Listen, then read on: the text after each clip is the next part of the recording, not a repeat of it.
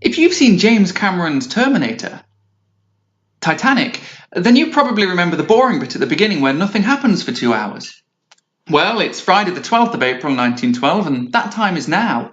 The ship is fine, the passengers are fine, the crew is fine. The captain is laughing like a sea lion. Everything is pretty much going to plan. Or is it? Well, at this point in the voyage, pretty much everything is going to plan. There are some so-called experts who suggest that there was an uncontrollable fire raging in one of the coal bunkers. But this makes no sense at all. Ships live in the sea.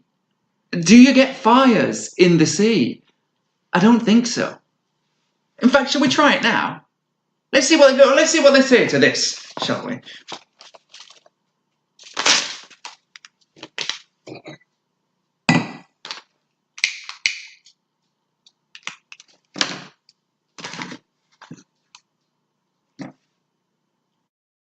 So, everything's going to plan. Fine. But what if it wasn't? We might imagine that there was a serial killer aboard, or a time traveller, or Frankenstein's monster. Let's speak to a man who is an expert. Yeah, that's all I'm saying. There's no way she wrote the whole thing on her own. So, if Frankenstein's monster on Titanic, that's your question? Yeah? He'd be in first class. Does that surprise you?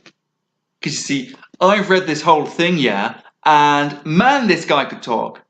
I mean, he was the Chris Evans of his day, if not the Dickie Madeley. At one point, he actually says the word abhorrence. Does that sound like second class to you? Sure don't to me, hombre.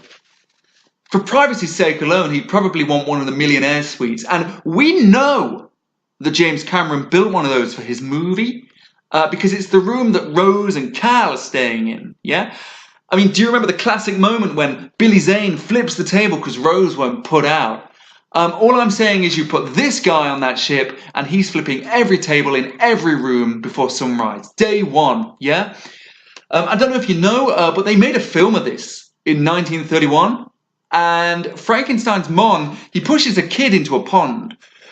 All I'm saying is you put this guy on the Titanic and he's throwing Kate Winslet into the fucking ocean. It's what people want to see. Well, there you have it. Join me tomorrow for more facts and, I'm afraid to say, opinions. And in the meantime, go to bed.